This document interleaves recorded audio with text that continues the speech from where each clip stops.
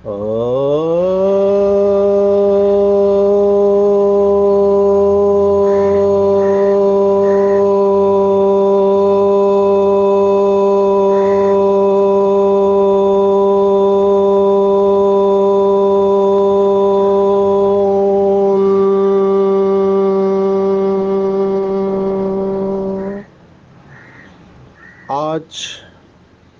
24 जुलाई 2023 भारत में सोमवार है। Today is 24th July 2023 and it's Monday in Bharat. आज की मुरली का जादुई रहस्य स्वयं को प्रेरणा देने के लिए magical secrets of today's Murli for motivating the self. आज की साकार मुरली जोड़ियां लेकर आई है।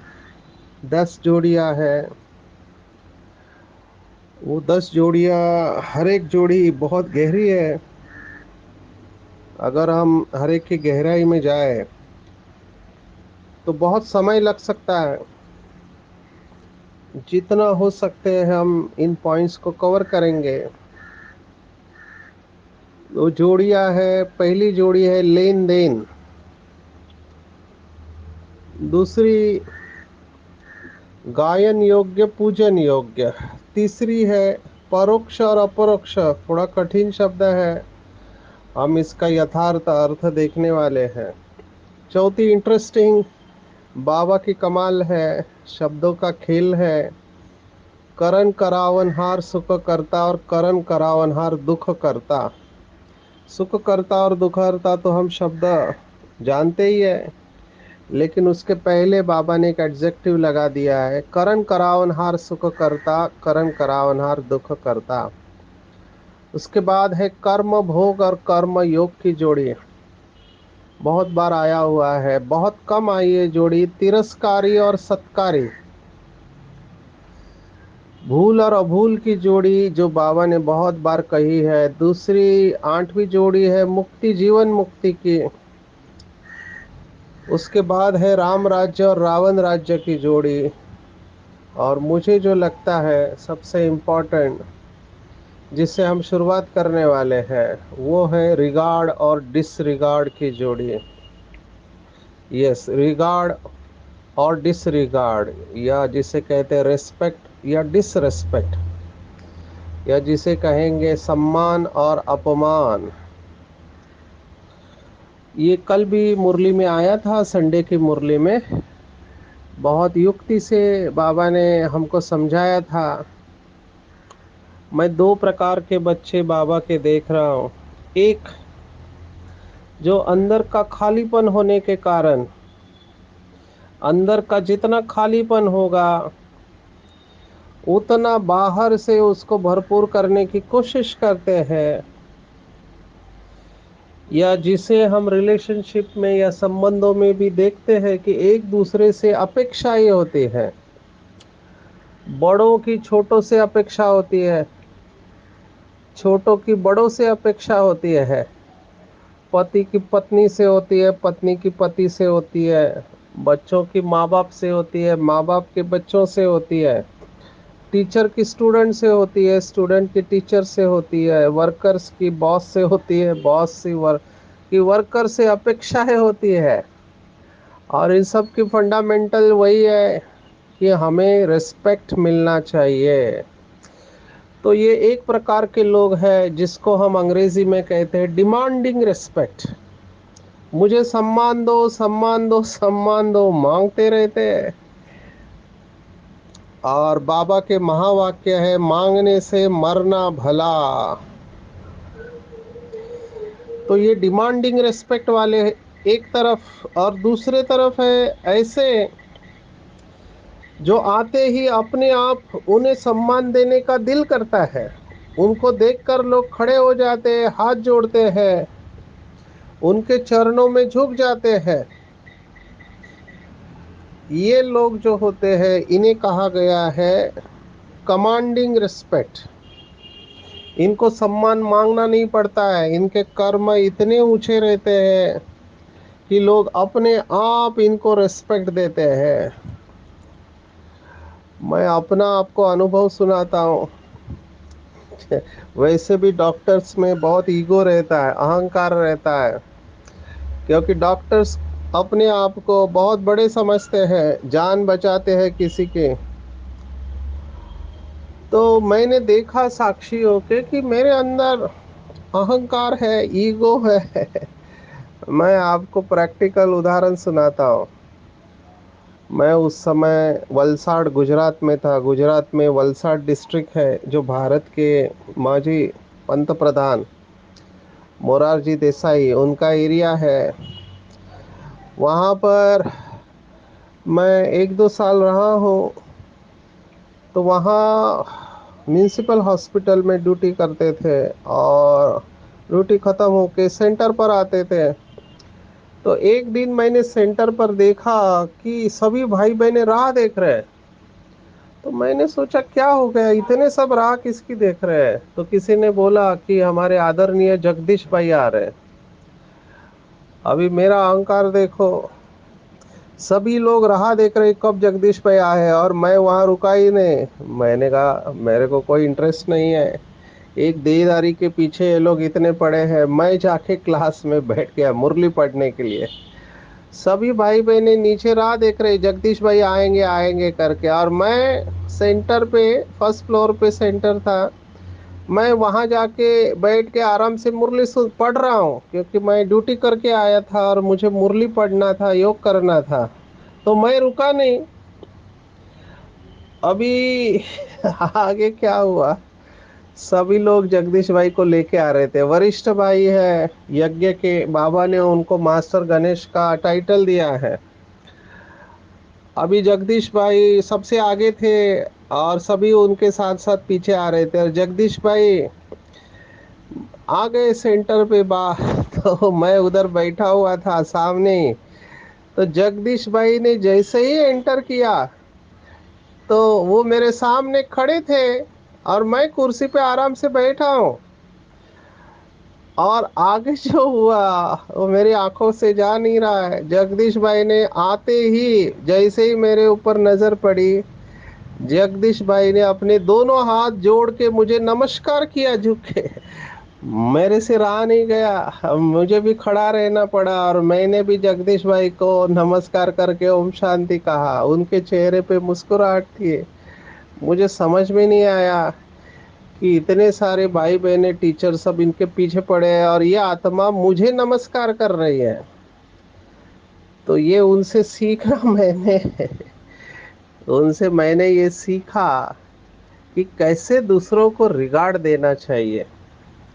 तब मुझे रियलाइज हुआ कि बड़ा माना क्या, किसको बड़ा कहते हैं। तो बड़े की व्याख्या मैं करना चाहूंगा। बड़ा माना जो दूसरों को छोटा कभी अनुभव नहीं करने देता, वही सचमुच में बड़े हैं। सबसे बड़ा तो शिव बाबा है। शिव बाबा एक मुरली में कहा कि सबसे बड़ा मियाँ मिट्ठू। बाबा ने कहा मैं ही हूँ, क्योंकि शिव बाबा से ऊपर कोई नहीं है। अल्लाह सबसे बड़ा है, अल्लाह के ऊपर कोई नहीं है।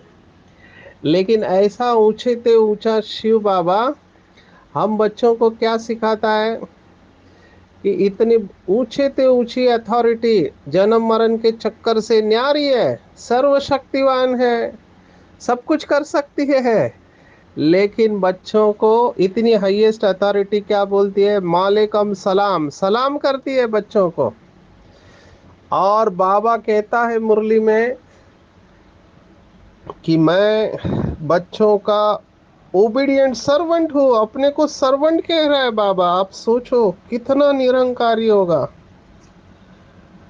तो मैंने बाबा को देखा, फिर जगदीश भाई को देखा, तब मुझे समझ में आया बड़ा किसे कहते हैं।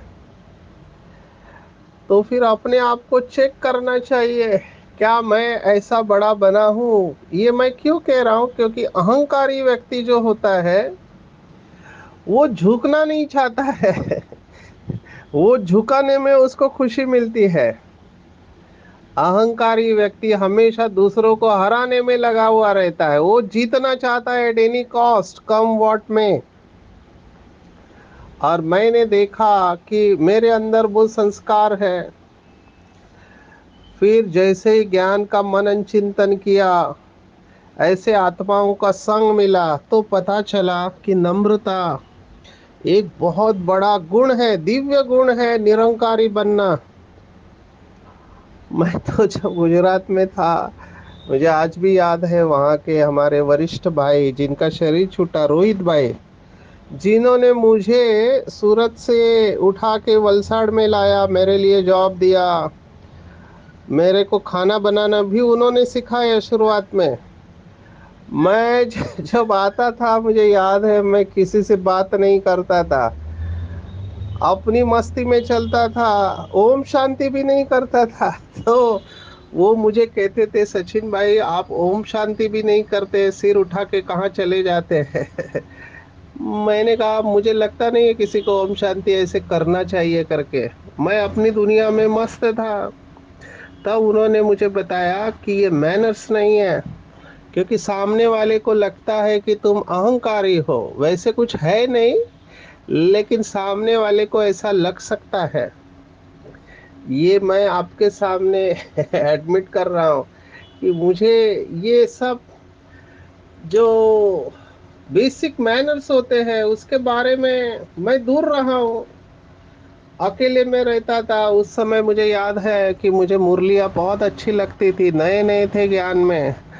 और वहाँ समुंदर का किनारा था, तो ड्यूटी खत्म होते ही टू व्हीलर लेके समुंदर किनारे मुरली की बुक लेके जाता था और पढ़ते रहता था मुरलिया। तो ये मैं आपको शेयर कर रहा हूँ कि बड़ों से हमको सीखना चाहिए। जितना हमको अच्छी बड़ों का संग मिलता है, तो बहुत सारे हमको यज्ञ के नियम मर्यादाएं समझ में आती है। आज भी मेरे अंदर, मैं देख रहा हूँ, मैं ज्यादा किसी के पास जाता नहीं हूँ। हाँ, सेवा में होता हूँ तो हर एक को, जहाँ पे जो सेंटर है वहाँ पे भाई बहनों के लिए समय देता हूँ, फोन पे से भी बात करता हूँ। लेकिन जैसे ही मैं आता हूँ, मैं अपने कमरे में बंद रहता हूँ, जितना हो सके लोगों को अवॉइड करता हूँ, एकांत में रह के अपना मनन चिंतन, पढ़ाई, इसी में मेरा समय जाता है। सब्जेक्ट हमारा चल रहा था कि रिगार्ड का रिकॉर्ड, बाबा का शब्द है रिगार्ड का रिकॉर्ड। माना आप दूसरों को रिगार्ड देने में आपका रिकॉर्ड कैसा है। तो बाबा ने बहुत अच्छी बात, अब बहुत डीप साइकोलॉजी दो बार आई हुई है।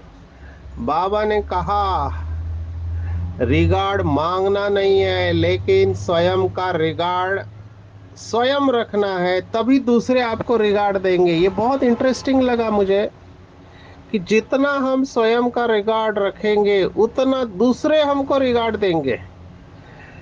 ये है ऑटोमेटिक चलने वाला प्रिंसिपल है। जिस नजर से हम अपने आप को देखते हैं, दूसरों को वैसे ही भावना आएगी, भासना आएगी। तो बाबा ने कहा अपना रिगार्ड रखना माना क्या। तो भगवान वाच है, इसको अंडरलाइन करेंगे, अपने को सदा महान श्रेष्ठ आत्मा अनुभव करना, कि मैं महान हूँ, श्रेष्ठ हूँ। और जितना जितना हम इस महानता में स्थित होने लगेंगे, तो बाबा का शब्द है कि जैसे मूर्ति अपने आसन पर जब होती है तभी पूजनीय होती है। तो जितना जितना हम इस महानता के स्वमान में दिन भर में रहेंगे, हमको सम्मान मांगना नहीं पड़ेगा। लोगों को ऑटोमेटिकली वैसे वाइब्रेशन जाएंगे कि ये साधारण आत्मा नहीं है, ये महान आत्मा है। और सभी आपको रिगार्ड देंगे, क्यों? क्योंकि आप अपने पोजीशन पर स्थित है। ये बहुत बहुत गहरी बात है। जिस स्वमान में हम रहते हैं, वैसे औरों को भासना आती है। इसको बहुत गहराई से समझना। जिस समान में हम रहते हैं वैसे औरों को भासना आएगी। चेक करना चाहिए कि मैं दिन भर में कौन से समान में रहता हूँ। मांगो मत कि मुझे सम्मान नहीं मिलते, मैं वरिष्ठ हूँ, मैंने इतनी सेवा किया। नहीं, देखो जगदीश भाई जैसी सेवा किसने की होगी। इतनी किताबें लिखी है उन्होंने, एक व्यक्ति एक जीवन में इतना लिख नहीं सकता है। लेकिन इतनी किताबें लिखने के बाद भी वो आत्मा हाथ जोड़ के मुझे नमस्कार कर रही है, जबकि मैं उनके सामने एकदम छोटा बच्चा हूँ। ना शास्त्र पढ़े ना कुछ पढ़े। वही का आगे का अनुभव भी सुनाता हूँ। तो उस समय गुजरात में एक कंपनी थी जहाँ जगदीश भाई का सेशन था, जिसके लिए उनको बुलाया था। वो टॉपिक का नाम था कॉन्फ्लिक्ट रेजोल्यूशन, संघर्ष निर्मूलन। संघर्ष को कैसे कम करें। तो मैं उधर जाता था क्योंकि वहाँ पे हमारा एसएमएल का कोर्स चलता था, सेल्फ मैनेजमेंट लीडरशिप ट्रेनिंग। और मुंबई से बहनें आती थी और मैं वलसाड़ में था, तो मैं भी उधर जाता था। तो टॉप टीम के लिए ये सेशन हुआ और उसके बाद में सभी लोग खड़े थे, वीआईपी एमडी खड़े थे, ओनर भी खड़े थे कंपनी के, जगदीश भाई भी खड़े थे। तो सबको नारियल पानी जा रहा था। मेरे पास नारियल पानी वाला आया और उसने मुझे नारियल दिया। तो मैंने मना कर दिया कि मुझे नहीं चाहिए। तो जगदीश भाई ने ये देखा और मेरे पास आके बोले, देखो डॉक्टर साहब, इसका नाम नारियल है लेकिन इसके अंदर जो है वो रियल है, उसे आप पियो। तो सभी हंसने लगे। माना अभी अभी थोड़ी देर पहले वो एक गंभीर सब्जेक्ट के ऊपर बोल के आए थे, लेकिन यहाँ पर खड़े रह के सबके साथ नारियल पानी पी रहे थे और उन्होंने माहौल को हल्का कर दिया। तो मुझे वंडर लगा, ये आत्मा को समझना मुश्किल है क्योंकि ये बहुत गंभीर रहने वाली आत्मा है। एक बार स्टेज पर बाबा से मिल रहे थे, अव्यक्त बाप दादा सामने है, बाबा ने स्टेज पर बुलाया और सभी ने देखा, हमने भी देखा क्योंकि उस मुरली में मैं खुद प्रेजेंट था। बाबा ने कहा, अच्छा तुमको सभी गणेश कहते हैं तो अभी आप गणेश डांस करो। तो जैसे ही बाबा ने कहा गणेश डांस करो, जबकि जगदीश भाई एकदम सीरियस रहने वाली आत्मा है, लेकिन उन्होंने स्टेज पर ही बाबा के आगे गणेश डांस करना चालू कर दिया। तो आप देखो इस आत्मा की विशेषता, बैलेंस, बैलेंस का कमाल, समय के अनुसार अपने आप को मोल्ड करना। इसलिए सभी भाई बहनें उनको दिल से रिगार्ड देते थे। तो चेक करना चाहिए सभी भाई बहनों को, आप कुमार कुमारी है, गृहस्थी है, क्या आपके अंदर ये थॉट आता है कि लोग मुझे रेस्पेक्ट दे, मेरे साथ रेस्पेक्ट से बात करें। कल भी मुरली में हमने देखा था, बाबा ने कहा कि कई लोग नाम मान शान के भूखे होते हैं, नाम मान शान, और भगवान ने हमको नाम मान शान दिया है, तो हमको दुनिया के नाम मान शान की क्या जरूरत है। आज सॉल्यूशन दिया है कि अगर आपको सम्मान चाहिए तो स्वयं आप समान में स्थित रहो। केवल मनुष्य आत्माएं नहीं, जो समान में स्थित रहते हैं उन्हें प्रकृति भी सम्मान देती है, प्रकृति भी दासी बनती है। बहुत सुंदर महावाक्य है, लिख लेंगे। जो आत्मा समान में स्थित होती है उन्हें केवल मनुष्य आत्मा ही नहीं लेकिन प्रकृति भी उनका सम्मान करती है। तो ऐसे अपना रिगार्ड देना और लेने का रिकॉर्ड बहुत अच्छा रखेंगे। कोई हमको रिगार्ड दे ना दे, मुझे दूसरों को रिगार्ड देना है क्योंकि ये मेरा संस्कार है। तो इस बात के ऊपर गहराई से और मनन चिंतन करेंगे। आज बाबा ने पॉजिटिव थिंकिंग के बारे में कहा है, बहुत सुंदर पॉजिटिव थिंकिंग, क्योंकि ज्यादातर लेक्चर पॉजिटिव थिंकिंग के ऊपर होते हैं, क्योंकि लोग जानते हैं कि आजकल हमारे बहुत निगेटिव और वेस्ट थॉट्स चल रहे हैं, आजकल मानने लगे हैं और वो चाहते हैं कि हम पॉजिटिव सोचें। आज बाबा ने पॉजिटिव थिंकिंग कैसे करना है वो बताया है। अलग अलग परिस्थितियों में लोगों के अलग अलग विचार चलते हैं। ज्यादातर देखा गया है कि बीमारी के वक्त, जिसको योग का शब्द है कर्म भोग, उस वक्त खुशी नहीं रहती है। तो बाबा ने कहा बीमारी के वक्त खुशी रहे, उसके लिए क्या करना चाहिए। तो बाबा के महावाक्य है कि कोई भी कर्म भोग अथवा बीमारी आती है तो अपने साथ बातें करो, योर सेल्फ टॉक। मैं हमेशा लेक्चर में कहता हूँ कि your self talk is very important. आप अपने साथ क्या बात करते रहते हैं, इसके ऊपर हम आएंगे। पहले बाबा के महावाक्य देखेंगे। बाबा कहता है अब हमने 84 जन्मों का पाठ पूरा किया, ये पुरानी जुत्ती है, इस पुराने हिसाब किताब को चुकता करना है। फिर हम 21 जन्मों के लिए सब बीमारियों से छूट जाएंगे। और कोई बीमारी छूटती है तो खुशी होती है ना। देखो कितना अच्छा सकारात्मक चिंतन है बीमारी, लेकिन बाबा केवल अपने विचारों को सकारात्मक रखने की बात कह रहा है कि क्या सोचने से आपकी खुशी आएगी। सेल्फ टॉक के बारे में थोड़ा कहना चाहूँगा।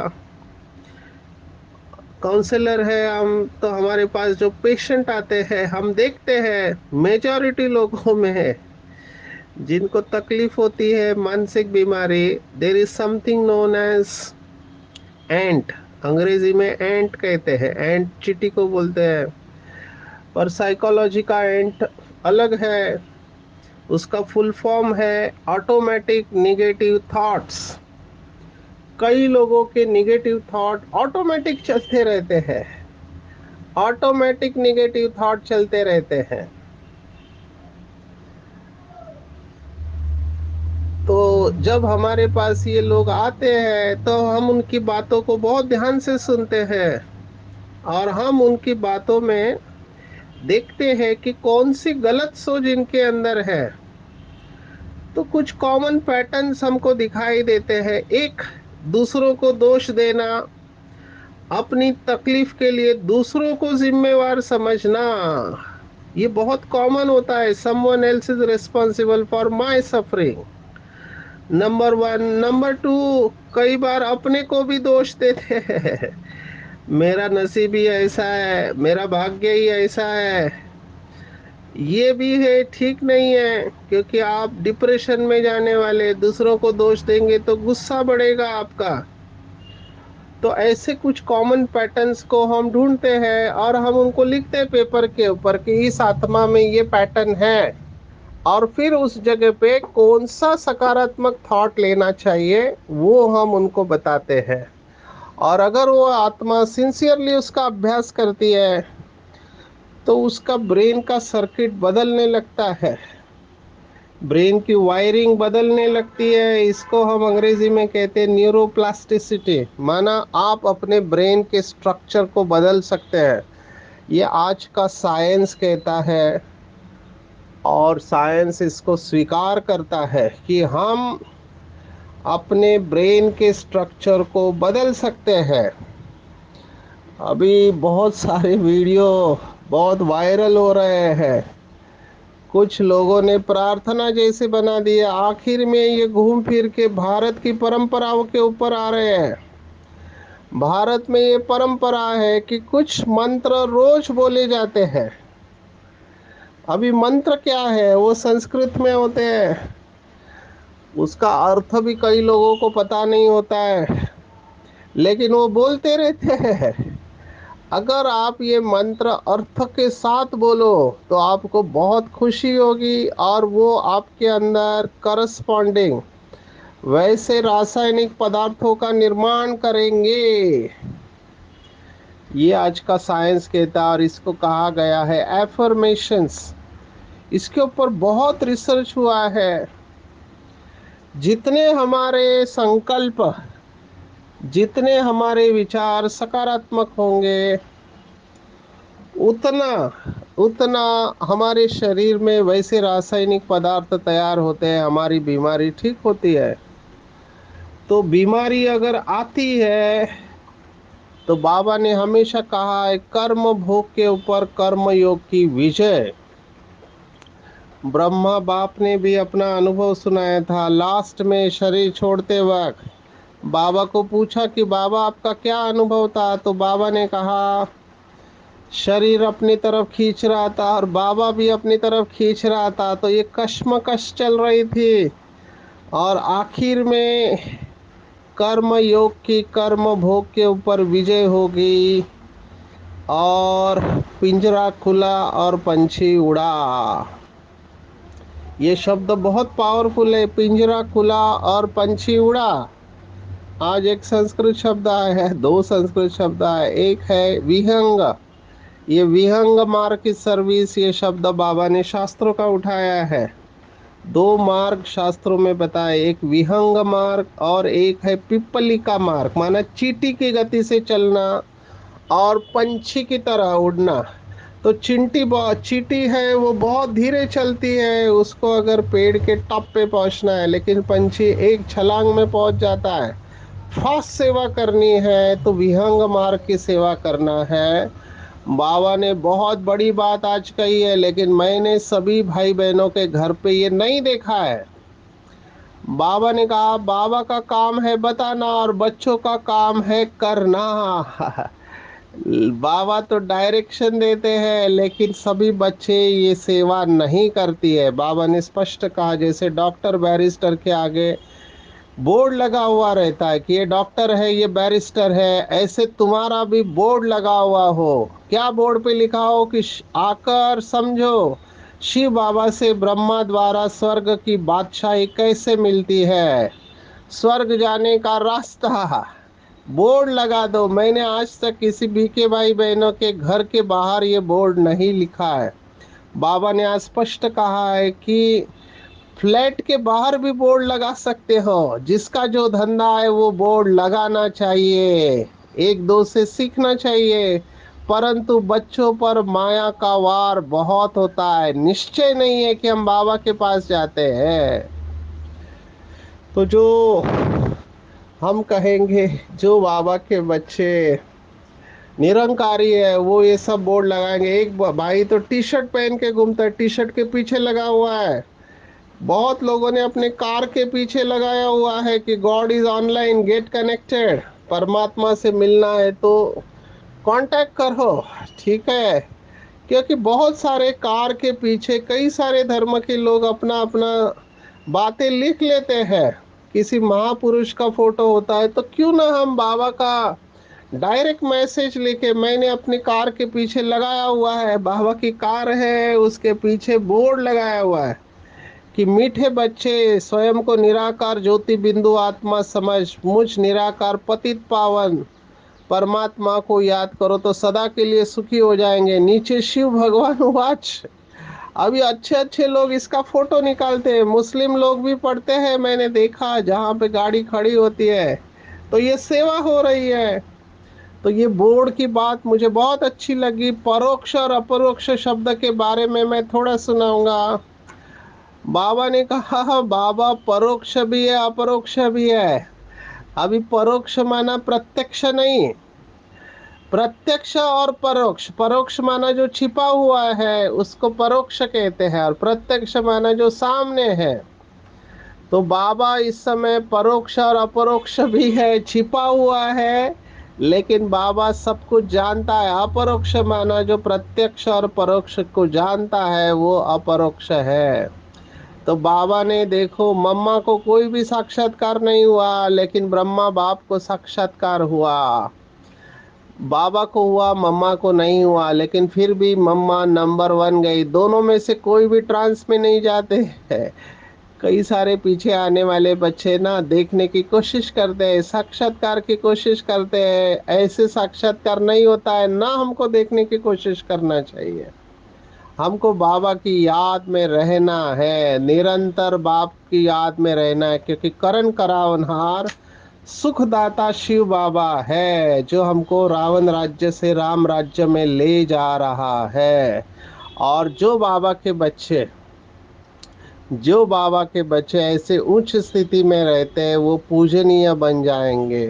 बाबा ने आज कहा कि कछुए को भी समझदारी होती है कि वो खाता है और बाद में अपने कर्मेंद्रियों को सिमट कर बैठ जाता है। तो जानवरों से भी हमको सीखना चाहिए कि कैसे मास्टर बीज रूप बन कर्मेंद्रियों को समेट कर शांत रूप में बैठना है। तो आज पूरे दिन भर में हम याद रखेंगे कि किसी का तिरस्कार नहीं करना है, माया का तिरस्कार करना है, लेकिन देहधारियों का नहीं। ऐसे बाबा के बच्चे सत्कारी बनते हैं। पूरे दिन भर में विचार सागर मंथन करना है कि मेरी खुशी कैसे कम हो रही है और कैसे मैं अपनी खुशी को बनाए रख सकता हूँ। तो बहुत खुश रहना है। बीमारी आती है तो बहुत खुश रहना है कि मेरा हिसाब किताब चुकता हो रहा है। लेन देन ज्ञान की करनी है, एक दो से बहुत प्यार से रहना है, तभी बाबा भी हमारे ऊपर खुश होगा और दुआओं की वर्षा करेगा। अच्छा, ओम शांति।